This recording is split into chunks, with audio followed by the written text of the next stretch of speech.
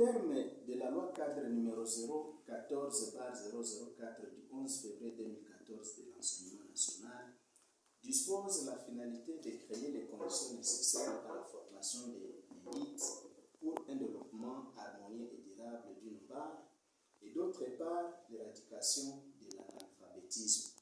Cependant, il se pose des défis énormes pour atteindre ces finalités, telles que la problématique des répétitorat scolaire et extrascolaire. En effet, les élèves sont butés à des difficultés liées à l'incohérence entre les matières données par les répétiteurs et les matières reçues en classe. Parfois, certains répétiteurs ne sont pas à la hauteur de leur tâche. Ils sont tout simplement à la recherche de l'argent.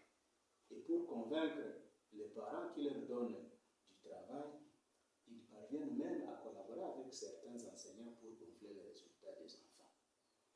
Les répétiteurs, on trouve aussi, par moments, ils enjambent des matières par manque de formation et de maîtrise des matières par degré de l'enseignement. Aussi, les parents, les recours des parents à prendre certains étudiants qui sont à la recherche de l'argent et même des familles qui ne maîtrisent pas des méthodologies font partie des défis à relever sur le point de répétitorat scolaire et extrascolaire.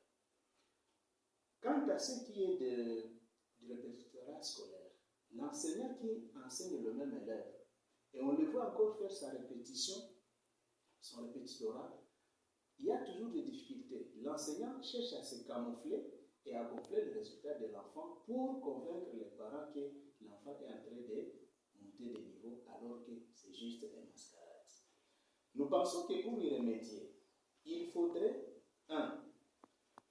Que les répétiteurs harmonisent les méthodes d'enseignement avec l'enseignant titulaire de la classe. Aussi, nous pensons qu'il faudrait créer un cluster de répétiteurs compétents et formés, et ce sera la tâche de nos collaborateurs les potentiels, pour essayer de chercher une banque de données de répétiteurs compétents qui peuvent faire face à la tâche.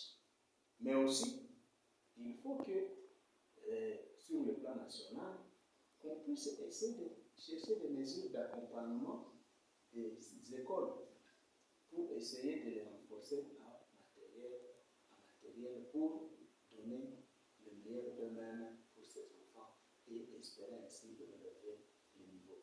Nous pensons que lorsqu'on met ces mesures ensemble, on pourra faire quelque chose de bien. Je dis et je